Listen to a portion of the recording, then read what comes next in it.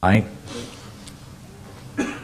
But I want to just give a few minutes here to this message to inform you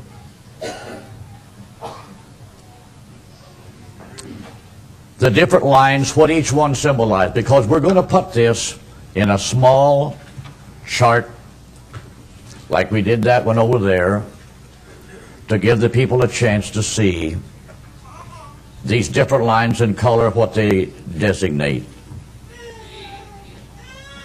I'm not going to try to bring a lot of scriptures in because we will deal with that in the other parts of the message, but I want to acquaint you with these lines. As I said this morning, this red line, it's yellow, it represents time straight on, into the millennium. The black line represents the beast that was in power, as we said this morning. And that fourth beast comes right on through. Here's where we begin to see it from history, take a change from the imperial type to a religious, so-called Christian, but it was not. It's an apostate thing, yet it's satanic. And that comes on through to the year of 15 and 20. This is where the Reformation struck. Now that as it struck, it becomes a dotted line. So this goes to show that beast that was, it's weakened.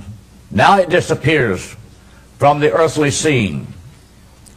Then here, as we enter this era of time, as I described this morning, it rises to be restored, revived, and we see how Revelation 13 is portrayed in this. The rising of it, coming up out of the sea, carries straight through to the weak. Here's where it shows its power as it and the kings of the east meet in the battle of Armageddon, Revelation 16. Now then, the blue line represents Israel in her history of time. She was in the land at the first advent. Not all of the tribes, but the two basic tribes of the southern element was in the land to fulfill the prophecy of Daniel. 69 AD, just as Jesus had said, the city was besieged by the Romans. And the city and the temple was demolished. The Jews go into, we will say, dispersion. They're scattered to the ends of the earth. And for 2,000 years, they've been that way. As we brought out this morning, as we come through to the first and the beginning of the 20th century, this began to be the rise of Zionism. It shows the spirit of the Jewish people. They began to realize that they needed to somehow or other come back to the land. But we know that it was the war that was fought and the Holocaust that it brought against the Jews in Europe that then opened the way for the United Nations to vote. And therefore the statehood of Israel was born. So it becomes a blue line to continue through these number of years, right on into the week. But in the first part of the week, we notice there's where the great revival will come. Now you notice the blue line is not represented here in the last half of the week because the 144,000 have fled to the nations to preach the everlasting gospel. The woman that's represented also in the 12th chapter, she's fled to a hiding place because that's the remnant of the real spiritual nation that God has allowed them to flee for the sake to preserve the physical fleshly line of the Jewish people. The politicians, we know what will happen to them. Now then, this green line denotes the week of Daniel itself. This right here denotes how that the Roman Empire was the one that was in power when the advent of Christ came the first time. Now then, when we come to this point right here, down here we have a red line. That denotes the rise of communism in the Orient. Not Russian communism, Oriental communism, because this is no doubt the political ideology that all the kings of the Oriental world will be under when they are brought to Armageddon. Something has to cause them to think and want to come to Armageddon. Now, we see the beast then. They're the power of Europe. As we described this morning, right here somewhere, just as we're closing this last part of the week of Daniel, somewhere in the latter months, that's when that fifth vial and sixth vial, they are actually vials of judgment.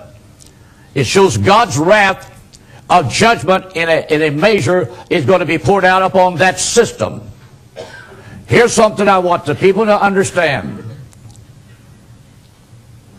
Catholicism does not exist to be represented here fighting the coming of Christ. It's not even in the picture. That's why you have to read the 17th chapter and the 18th chapter. When the angel told John, "Come hither, and I will show thee the judgment of the great whore." So he was seen, carried into the wilderness. He saw this beast rising up as it's being restored. But he also saw sitting on its back was this woman. And it said he was marble. Something about her was so admirable, so attractive. The angel said, "Wherefore didst thou marvel?" She was just not some ordinary looking type of a woman. She no doubt was portrayed much like your elite nightclub type of a person. But the fact that Mystery Babylon was written across her forward signified there was something evil, very deceptive about her, because it was told how that woman had committed fornication with the different kings of the world.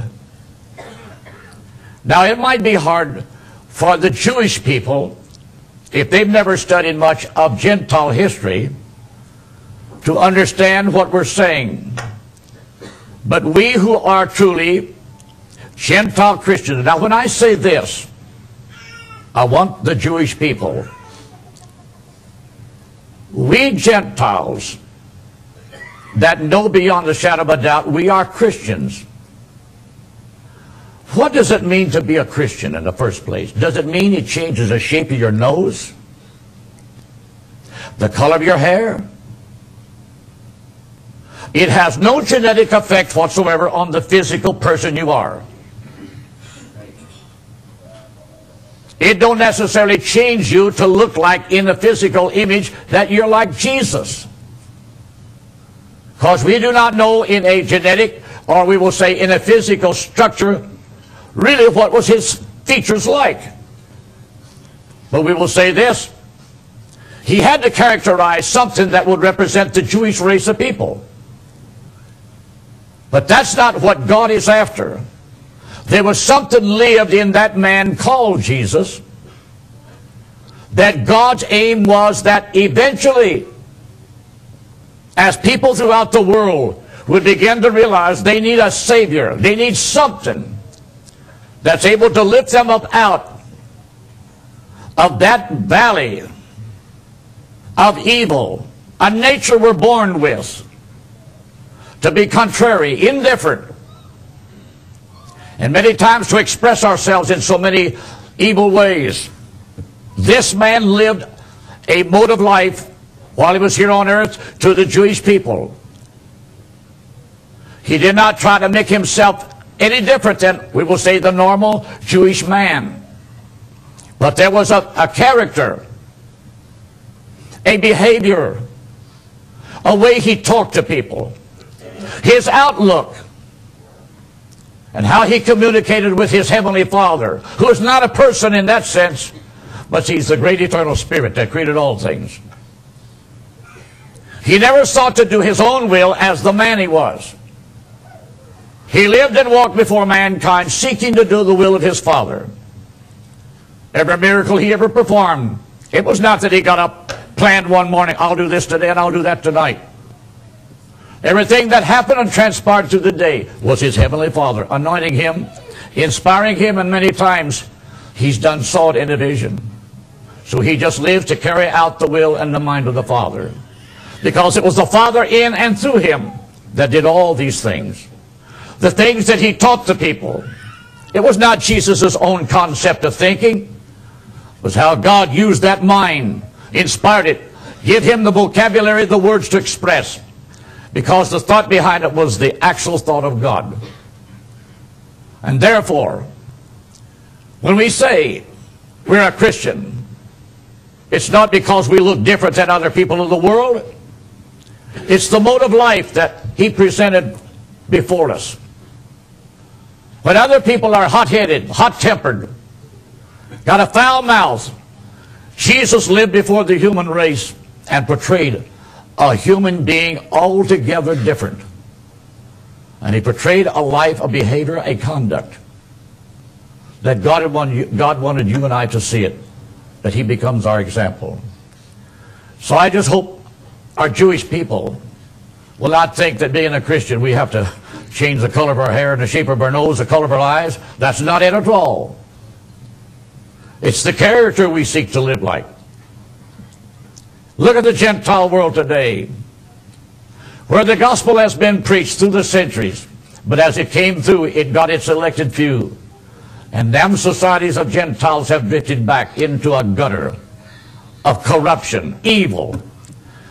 America, a nation that was born in its initial beginning not to be just another Gentile nation, but God caused it to conceive the concept to be a place where Christ-believing people out of Europe that's been stooped in Catholicism could flee to and come here. And America had a birth that caused the nation of people begin to choose the way of Christ. I have to say tonight, I was glad to be able to look back and thank God that I was born in America. Been privileged to be in different parts of the world. But as I look back to the hour that I was born and grew up here in America, I can remember when this Bible, this book, was one of the most cherished books in the whole structure of the American society.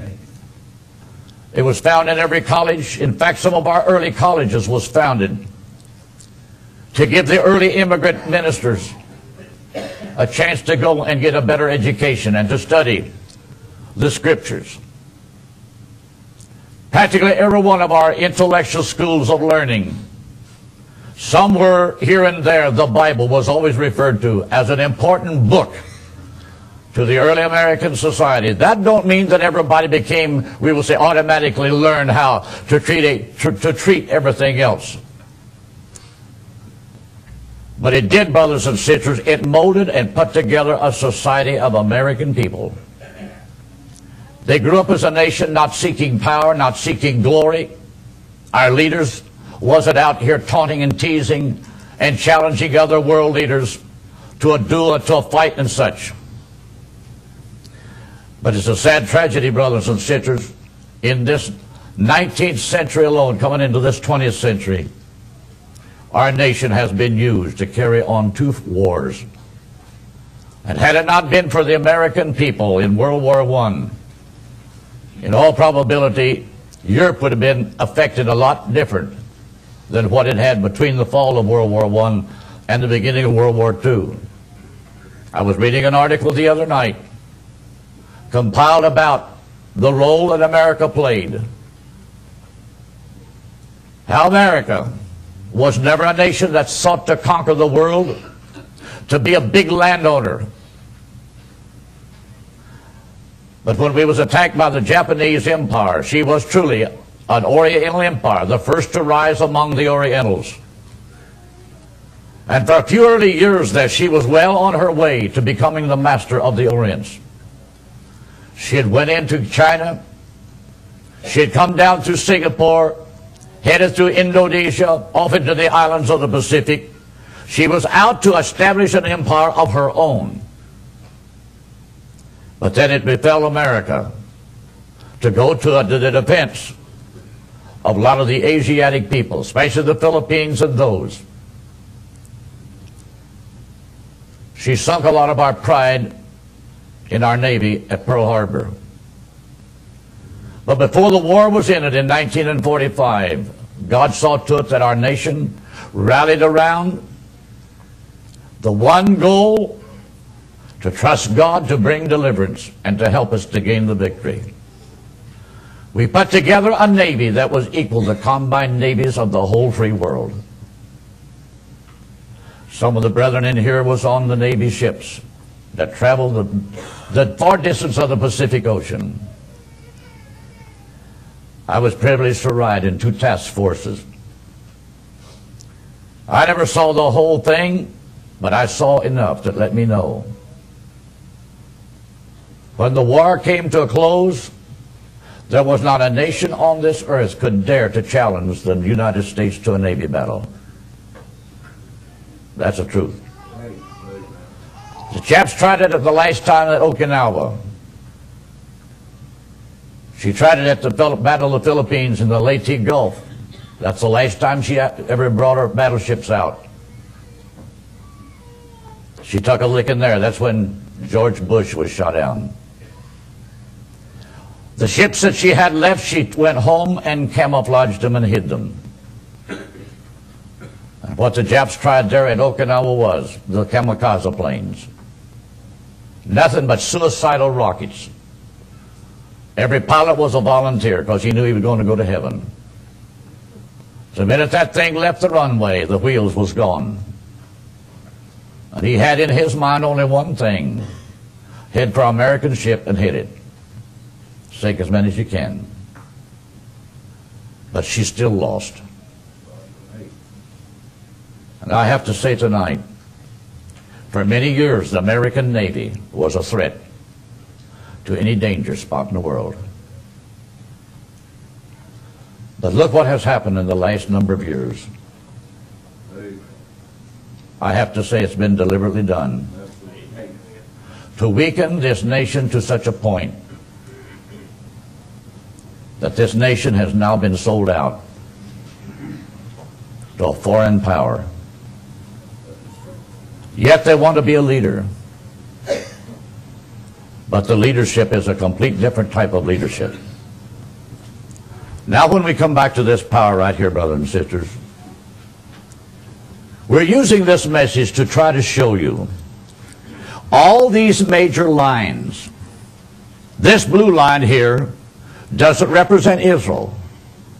It represents UN, United Nations. That's right here. It had its origin and beginning in this year of time. Now I'm saying this on the tape. Not every one of these brothers and sisters has a precise date in that year. But it's in that proximity that all of these different objects begin to be in the paperwork, the blueprint of it, are already functionable. Because it all starts back there. And it shows you, brothers and sisters, what they've all become. The World Council of Churches, the charter was drew up in Holland, right where a lot of the early pilgrims left by ship to come to the New World. But it was not until 1950, out in the state of Illinois, at one of the first conferences, that there was economic aid out of this country that was given to it that put it on a living footing. That's the image that we read about in Revelation 13 in the latter part. Therefore, this blue line represents, what does it represent? It is an atheistic spirit.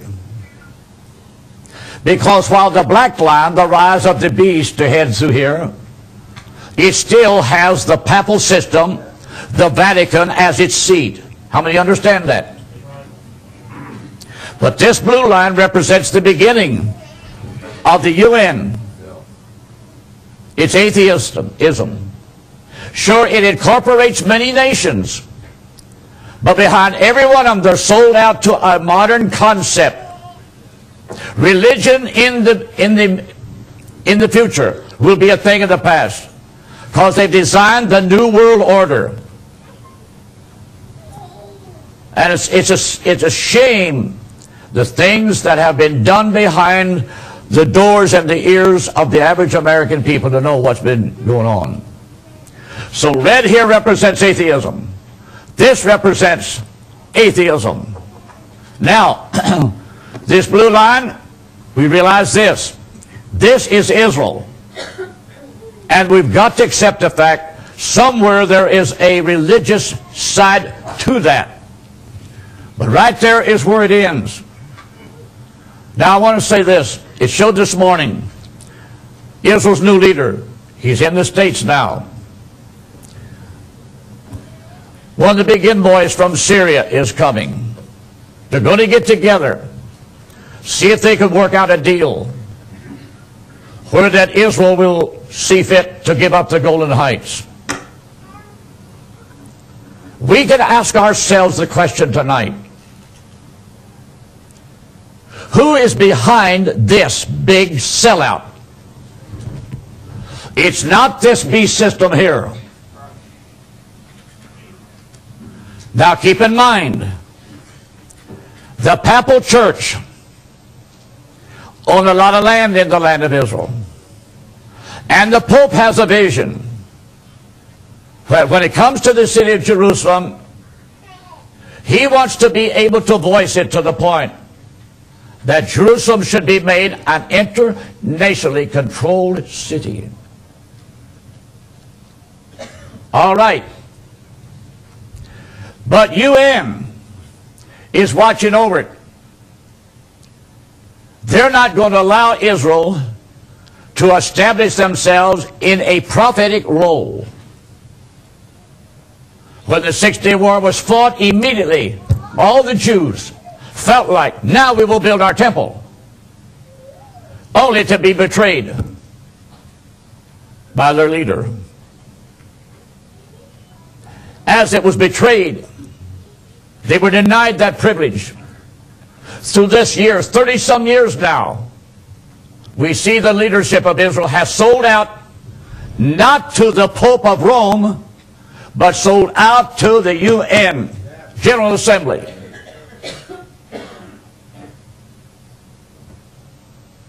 Now we have a lot to say on this as we bring this message to its final state over here. A lot of the preachers have taken the black line and this line and mixed it together. And that's why they want to put two men in the picture. An antichrist and a false prophet. It don't exist that way. Now, we've got to accept the fact somewhere before this week starts, this line here becomes a staggered line. It represents the killing of the functionable operation of UN as, we will say, a power body. Right now, she's dictating, helping Israel sell out, give up, guaranteeing her, we will stand behind you with dollars and this and that. That's the way man with money and politics wants to establish a new world peace. But keep in mind, the Pope of Rome is not the author of this. The Pope of Rome, he looks for, yes, his type of world government. But it's when the Pope himself is the mediator.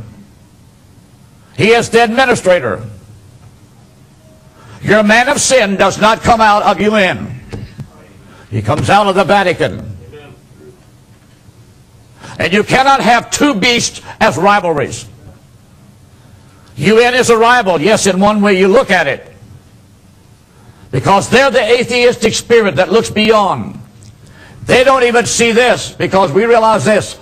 The 10 nations of Europe that make up this here, yes, they belong to this.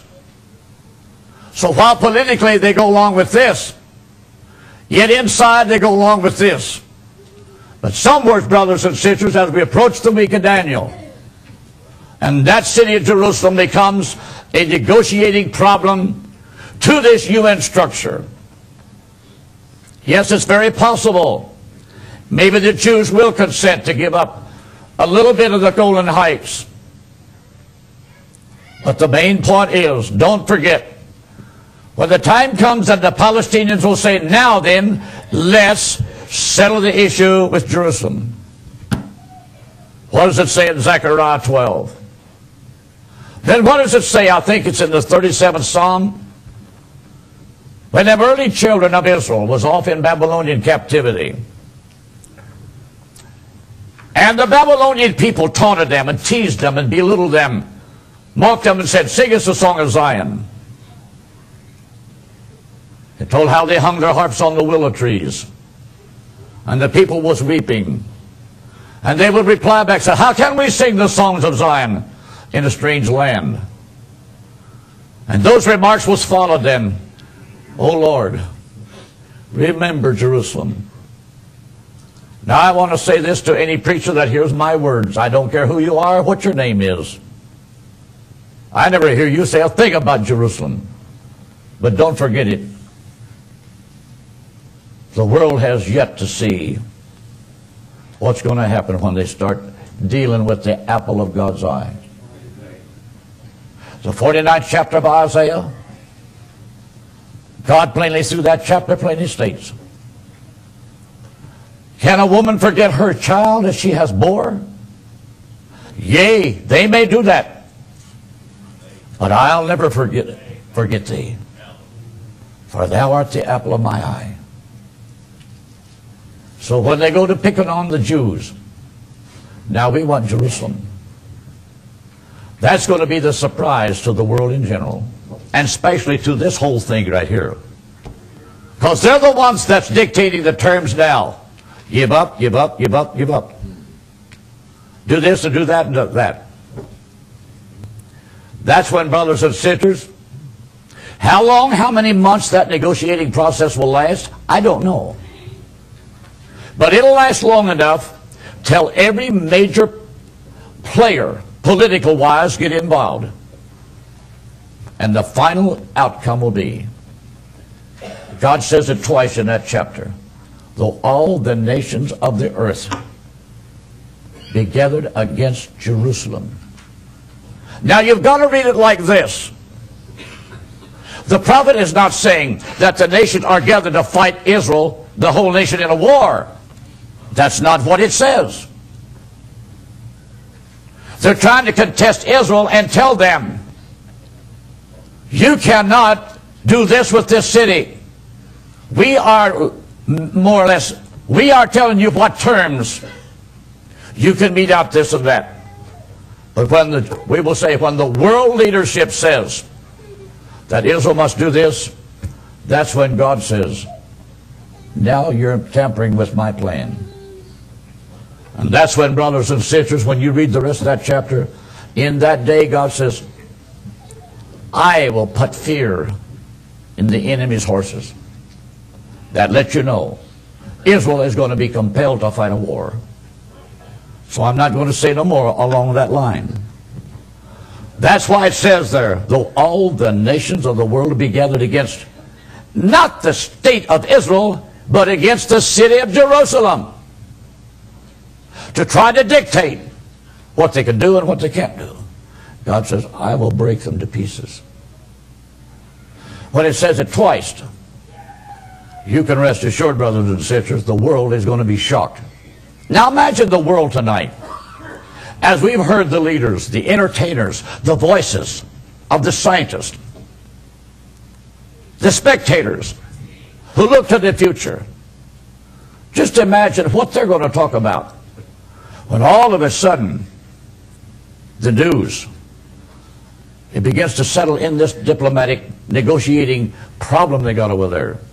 Sure, the world will begin to say, oh, Israel, if Israel knows what's good for her, she better back off, because look at all the might the world has. And that's when I have to say, God's let man have the knowledge. He can fly to the moon. He can put his toys on Mars. He's played in space. There's thousands of these flying objects out there floating around. Some of us just become junk. Be just the same as you took Bill Gary's junkyard down in Carter and threw it all out there. Yeah, because someone's done played its purpose, so it's just waiting to re-enter atmosphere and burn up coming in.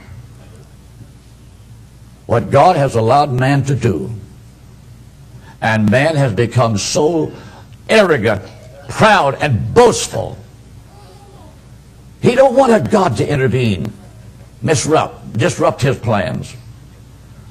But the minute they touch and lay their hand on that city, Jerusalem, that's when God's going to turn that little Israeli nation loose. And while other nations are cowering down to this UN monster, that's when, brothers and sisters, God is going to cause that thing to be broke to pieces. Now, when I say that, keep in mind, he's talking about the political power of it. He's got to destroy that power. How many understands that? Because once, brothers and sisters, he destroys its functionable political power, then it no longer is a competitor against this. That's why it becomes a staggered line. But the spirit that it represents still is resting on the societies of those nations, because it's made up basically of atheism, evolution, no God. So it don't destroy that. That's why then, brothers and sisters, as this goes ahead and does its part, yes, it goes in here into the battle, and it conquers the kings of the east. But knowing, brothers and sisters, that the Catholic Church has been judged, so has the Vatican been destroyed as being the seat of the Roman beast. That started back here. Now then, that leaves that beast, the same people, but it no longer has a religious functioning, if you understand me now. Its origin going into there, yes, because that's why it says in the 19th chapter, those that have received the mark of the beast and worship his image and so forth, that's all done back here, not over here. Do you understand me? That's done back here to go into this. But here's where all of that is destroyed. There's where then the beast has only one philosophy. She's out to get rid of everything that's religious, because she's done proved it by the bloodbath that she's give the Jews and the Gentile foolish virgins. Everything that has a true concept and belief in a true God and a Savior. She don't want that as a rivalry, and she will not tolerate it. That's why there has to be a place where that woman can flee and hide. So therefore, when we pass beyond the end of the week, the beast is still a functionable system, but she's lost that Roman religious identity. So therefore, you blend it in with the blue. How many understand what I mean? Because she's still the leading force. She's leading the kings of the earth. The kings of the earth are not leading it. She's leading the kings of the earth to fight the descent and the coming of Jesus Christ. What a foolish concept there could be. So, brothers and sisters, I want to be in that army that comes from heaven. That's not asking too much, is it? I want to be in that thing. And I believe if we stand true that we will be. Between now and the rapture, we're going to see a lot of things. Heart-rending, tear. That's going to bring sadness upon multitudes of American people. Our nation has been sold out. So, brothers and sisters, I've said all I'm going to tonight on this line. Only that the spirit of atheism, as it is in communism, and the spirit of atheism as is represented here, in the societies that was once the United Nations, they all represent the kings of the earth as it blends together, and here they are. They're going to fight the coming of Christ. To me, that sounds like the world has gone completely insane. That, to me, that's insanity. And no wonder, brothers and sisters, when Jesus comes in his descent, he takes the spirit of the thing. The spirit that can't be seen by the natural human eye, he takes that and throws it into the lake of fire. Both the false prophet, and notice, that is speaking of that man in the present tense. It's not putting him in the future, because he's actually the man that fulfills it all. And the beast and the false prophet, present tense, because he's done acted out his scene. That's why I said this morning, you cannot write something about somebody and call him a prophet, false prophet, until you have seen him act out. All that we have here, brothers and sisters, in the Old Testament, it speaks of this agent in symbols. One is the king, one is the prince. Jesus spoke of him as the son of perdition. Paul spoke of him as the man of sin, the son of perdition. But it's John, the last Jew apostle to the Gentile church, speaks of him in the little Gospels. He describes the spirit of Antichrist, how it operates. Then he described it as it is a false prophet. But it's one and the self-same character. And then, that's why, in the 16th chapter and the 19th chapter, it speaks of that man who is the Antichrist. It speaks of him here as a false prophet, because it shows he's done, carried out, and acted out his aim. Now then, here's something other for you to think about.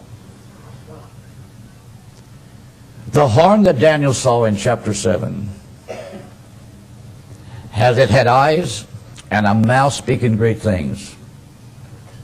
When we get over here in Revelation 13, and he sees this Roman beast revived and coming up out of the sea, and it had 7 heads and the 10 horns. But in one of these heads, it had a mouth. It's the same mouth that was in the horn. You follow me? So these things are symbols. They characterize the way that instrument will carry out his purpose. So the horn, the mouth, it's the mouth of the power of the papacy. And it goes to show, when it rises up here, it's going to be that 7th head, which was the last form of old imperial government. And when it was taken over by the papal government, which was the 8th that blended with the 7th, that's the head that was wounded. And it went down here, it came back up here, and that was the head that had the same mouth that was in the horn. And why is these men, why do they want to preach and jump all over the Bible? One minute they got 2, and it's confusing to listen to some of them. So brothers and sisters, it ain't me, it has to be God. I'm so thankful. Now then, we're going to get ready and have the Lord's Prayer here tonight. And I would like for us to have another song by a group.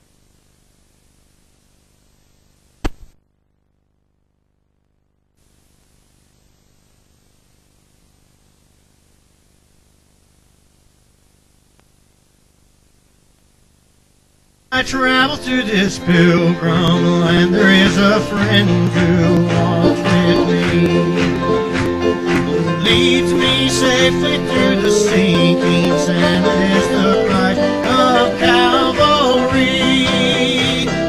This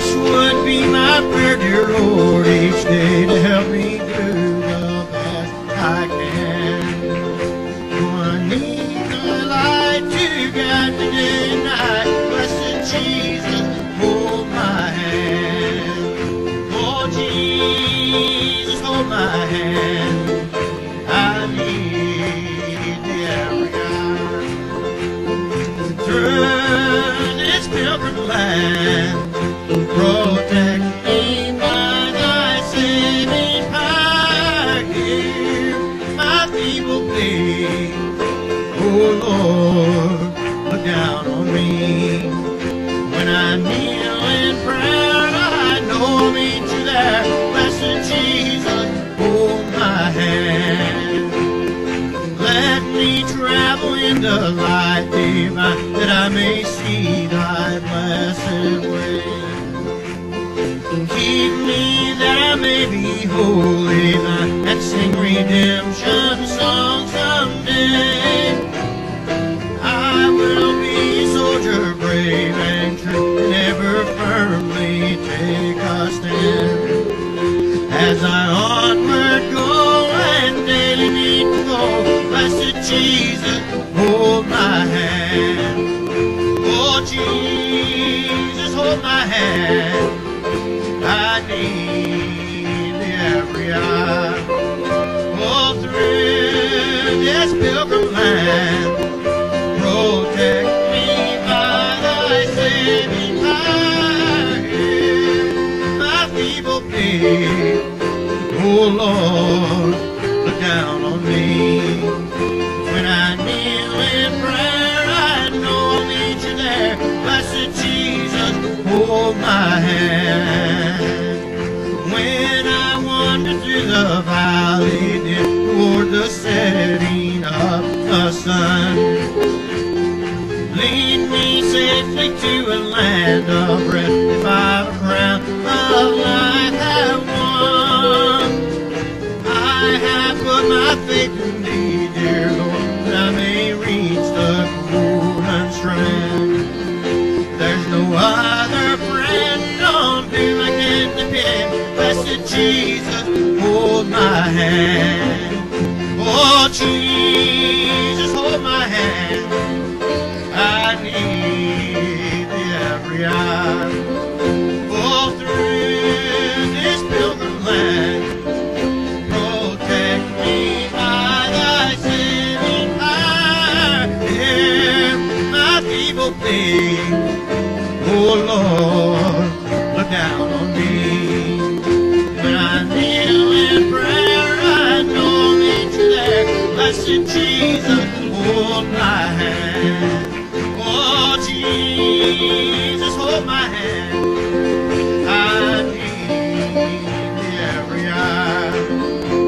Oh, through this pilgrim land, protect me by thy saving power. Hear my feeble plea.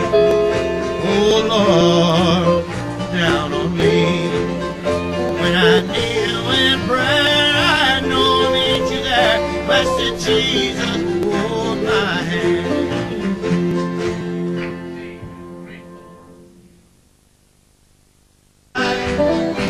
For I just speak the name of Jesus Christ. Oh, he still comes a knocking when he can. But I have been delivered by the blood of the Lamb. I am covered by the blood. Walking by faith, living in love. I am covered by the blood. Jesus has rescued me. Amen. Hallelujah. Hallelujah. Amen. Aren't you glad that when he looks down, all he sees is the blood of the Lamb? Hallelujah. When he sees me, he sees the blood of the Lamb. He sees